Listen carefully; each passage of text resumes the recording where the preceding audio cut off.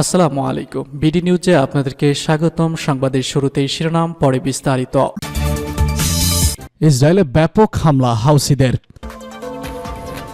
এদিকে নববর্ষের বার্তায় চীনের প্রেসিডেন্টের হুঁশিয়ারি।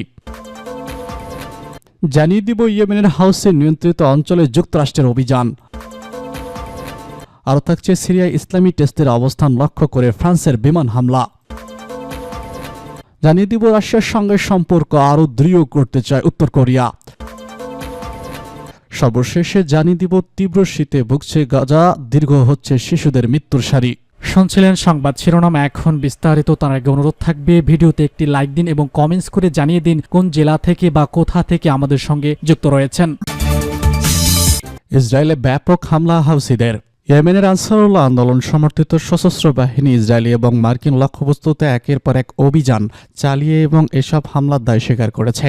দেশটির সামরিক বাহিনীর মুখপাত্র ব্রিগেডিয়ার জেনারেল ইয়াইয়া সারি মঙ্গলবার বলেছেন, ইয়েমেনি ক্ষেপণাস্ত্র ইউনিটগুলো ফিলিস্তিন টু হাইপারসনিক ব্লাস্টিক ক্ষেপণাস্ত্র দিয়ে তেল আবিবের 20 কিলোমিটার দক্ষিণ পূর্বে অবস্থিত বেন গুয়েন আন্তর্জাতিক বিমানবন্দরকে লক্ষ্য করে হামলা চালায়। এছাড়া ইয়েমেনি বাহিনী জুলফিকার ব্লাস্টিক ক্ষেপণাস্ত্র করে ব্যবহার করে অধিকৃত আল কুদসের দক্ষিণে একটি বিদ্যুৎ কেন্দ্রে হামলা চালায়।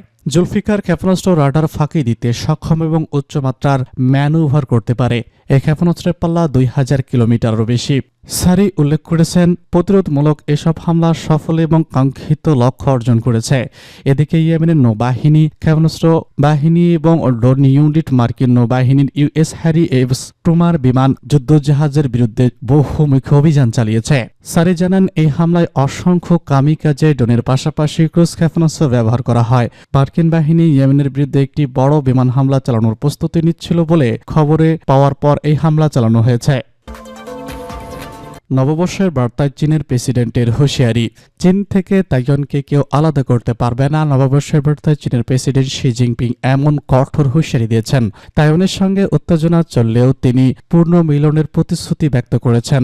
বছরের শেষ দিনে চীনের প্রেসিডেন্ট এমন বার্তা দেন। বার্তা সংস্থা রাষ্ট্রীয় বার্তা সংস্থা সিনহুয়া নিউজ এজেন্সির বরাতে এনাদুলো এজেন্সি খবর প্রকাশ করেছে। চীনের প্রেসিডেন্ট শি জিনপিং মঙ্গলবার 2025 সালের নববর্ষের বার্তায় বলেছেন, কেউ তাইওয়ানের কাছে চীনের পূর্ণ মিলন ঠেকাতে পারবে না।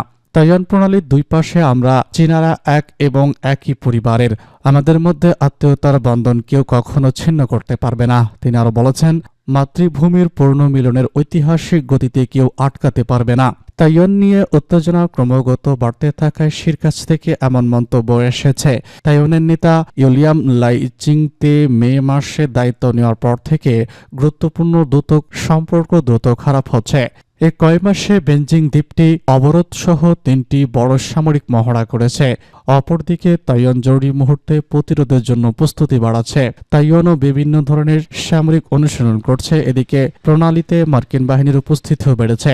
গত মাসে একটি মার্কিন গোয়েন্দা বিমান ঘাঁটির চক্কর দেয়। এ নিয়ে তাইওয়ান, চীন ও যুক্তরাষ্ট্রের মধ্যে উত্তেজনা ছড়ায়। অবশ্য ওই ঘটনা দেশের 3টি সামরিক বাহিনীর বিবৃতি প্রদানের মাধ্যমে সীমাবদ্ধ ছিল।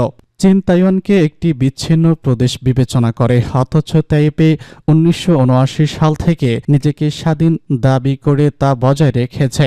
ডোনাল্ড ট্রাম্প 20 জানুয়ারি মার্কিন প্রেসিডেন্ট হিসেবে দায়িত্ব নেওয়ার জন্য প্রস্তুত হওয়ার কারণে বিষয়টি এখন মূল আলোচ্য বিষয় হয়ে দাঁড়িয়েছে। কারণ এই অঞ্চলে বিচ্ছিন্নতাবাদ ছড়ানোর জন্য চীন বরাবরের মতো পশ্চিমা শক্তিকে দায়ী করে। ডোনাল্ড ট্রাম্প তাইপ নিয়ে নতুন সিদ্ধান্ত নিলে পরিস্থিতি আরও ঘোলাটে হতে পারে। ইয়েমেনের হাউসি নিয়ন্ত্রিত অঞ্চলে যুক্তরাষ্ট্রের অভিযান। যুক্তরাষ্ট্রের সামরিক বাহিনী বলেছে, তাদের বাহিনী ইয়েমেনের হাউসি নিয়ন্ত্রিত এলাকাগুলোতে সুনির্দিষ্টভাবে একাধিকবার অভিযান চালিয়েছে। এ নিয়ে এই অঞ্চলে উত্তেজনা বেড়েই চলেছে। মঙ্গলবার যুক্তরাষ্ট্রের সেন্ট্রাল কমান্ডের এক বিবৃতিতে বলা হয়েছে, এই অভিযানে হাউসি নিয়ন্ত্রিত উপকূলীয় অঞ্চলগুলো ছাড়াও ইয়েমেনের রাজধানী সানায়ও আঘাত আনা হয়। হাউসির নির্দেশনা নিয়ন্ত্রণ স্থাপনাগুলোকে লক্ষ্য করে যুক্তরাষ্ট্রের নৌবাহিনীর জাহাজগুলো এই আক্রমণ করে। এছাড়া যেসব স্থাপনায় ক্ষেপণাস্ত্র, ড্রোন সহ অন্যান্য যুদ্ধাস্ত্র নিয়ন্ত্রণ ও মজুদ রাখা হয় সেগুলোকেও এই আক্রমণের লক্ষ্যবস্তু করা হয়। যুক্তরাষ্ট্রের বিবৃতিতে বলা হয়, সেসব স্থাপনকে লক্ষ্য করে এবার আক্রমণ চালানো হয়। সেগুলো এবার আগে হাউসিদের তৎপরতার জন্য ব্যবহার করা হয়েছিল। যেমন লোহিত সাগর এবং এডেন উপসাগরে যুক্তরাষ্ট্রের নৌবাহিনীর যুদ্ধ জাহাজ ও বাণিজ্যিক জাহাজে আক্রমণ চালানো হয়েছিল। যুক্তরাষ্ট্রের সেন্ট্রাল কমান্ড বলেছে এই অভিযানগুলো ইরান সমর্থিত হাউথিদের আঞ্চলিক অংশীদারদের এই অঞ্চলে সামরিক ও বাণিজ্যিক যানগুলোকে হুমকির সম্মুখীন করার প্রচেষ্টাকে খুব খর্ব করার জন্য সেন্ট্রাল কমান্ডের প্রচেষ্টার অংশ। হাউসের একজন মুখপাত্র ওই অভিযানকে একটি স্বাধীন রাষ্ট্রের সার্বভৌমত্বের লঙ্ঘন ও ইসরায়েলের প্রতি নির্লজ্জ সমর্থন বলে অভিহিত করে। হাউসিরা ইসরায়েলকে লক্ষ্য করে একাধিক ক্ষেপণাস্ত্র আক্রমণ চালিয়েছে এবং লোহিত ও এডেন উপসাগরে যানবাহনগুলোর উপরে 1 বছরেরও বেশি সময় ধরে ড্রোন ও ক্ষেপণাস্ত্র হামলা চালিয়ে আসছে। হাউসিরা বলছে ইসরায়েল হামাস যুদ্ধ চলাকালে তাদের এই অভিযান ফিলিস্তিনের সাথে একাত্মতা প্রকাশ করছে। সিরিয়ায় ইসলামী টেস্টের অবস্থান লক্ষ্য করে ফ্রান্সের বিমান হামলা। ফ্রান্স মঙ্গলবার বলেছে তারা সিরিয়া ইসলামী টেস্ট উগ্রবাদীদের অবস্থানের উপর বিমান হামলা চালিয়েছে। সামাজিক যোগাযোগ মাধ্যম এক্সে দেওয়া পোস্টে ফরাসি প্রতিরক্ষা মন্ত্রী জানান রোববার এই হামলা চালানো হয়েছে। তবে সিরিয়ার ঠিক কোন কোন স্থানে এই হামলা চালানো হয়েছে নির্দিষ্ট করে বলেননি তিনি। 1 সপ্তাহ যুক্তরাষ্ট্র ইসলামী টেস্টের লক্ষ্যবস্তুর উপর বেশ কয়েক দফা হামলা চালানোর পর এলো এই ফরাসি পদক্ষেপ। সম্প্রতি বিদ্রোহীরা সিরিয়ার প্রেসিডেন্ট বাশার আল আসাদকে ক্ষমতাচ্যুত করেছে। 2014 সালে ইসলামী টেস্টের উগ্রবাদীরা সিরিয়ার পূর্বাঞ্চল ও ইরাকের পশ্চিমাঞ্চলের সুবিধা অঞ্চল ভূখণ্ডের নিয়ন্ত্রণ নিয়েছিল। এই ঘটনায় আন্তর্জাতিক মহল নানা প্রতিক্রিয়া দেখিয়েছে। এর মধ্যে আছে এই সংগঠনকে পরাজিত করার জন্য যুক্তরাষ্ট্রের নেতৃত্বে সামাজিক জোট গঠন।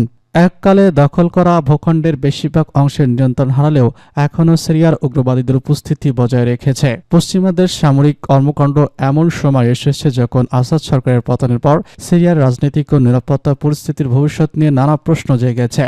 যে বিদ্রোহী গোষ্ঠীগুলো দ্রুত গতিতে রাজধানীতে ঢুকে পড়ে আসাদ সরকারের পতন ও তার দেশ ত্যাগ নিশ্চিত করেছে, তারা সব বিদ্রোহী গোষ্ঠীর কার্যক্রম বন্ধ করে আসাদের সিরিয়ায় সেনাবাহিনীকে যুক্ত করার বিষয়ে ঘোষণা দিয়েছে। সিরিয়ার নতুন কর্তৃপক্ষ মঙ্গলবার প্রতিরক্ষামন্ত্রী হিসেবে মারুকুফ আবু সালাম ঘোষণা করেছে। আসাদের উৎখাত নেতৃত্বে দেওয়া হায়াত তেহরিয়ার শাম নামের গোষ্ঠীটিতে নেতৃত্ব পদে ছিলেন কাশরা।